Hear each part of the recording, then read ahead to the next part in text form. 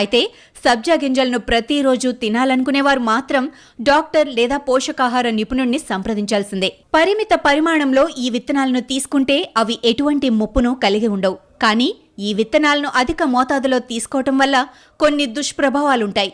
రోజువారీ సిఫార్సు మోతాదు 1 టేబుల్ స్పూన్ మించకూడదు. అయితే ఇది వ్యక్తికి మారవచ్చు.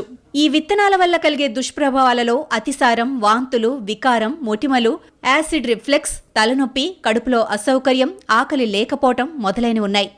అవి కొందరిలో రక్తంలో చక్కెర తగ్గడానికి కూడా కారణమవుతాయి. చాలామంది ఆరోగ్య సంరక్షణ నిపుణులు సబ్జా విత్తనాలను గర్భిణీ స్త్రీలకు, పిల్లలకు కూడా సిఫార్సు చేయరు. ఎందుకంటే పిల్లలు విత్తనాలను నీటిలో బాగా కలపకపోతే అవి ఉక్కిరి బిక్కిరి చేయవచ్చు. స్త్రీల విషయానికి వస్తే శరీరంలో ఈస్ట్రోజన్ స్థాయిని తగ్గిస్తాయని నమ్ముతారు. అందువల్ల గర్భిణీ స్త్రీలకు ఇది సిఫార్సు చేయరు. సబ్జా విత్తనాల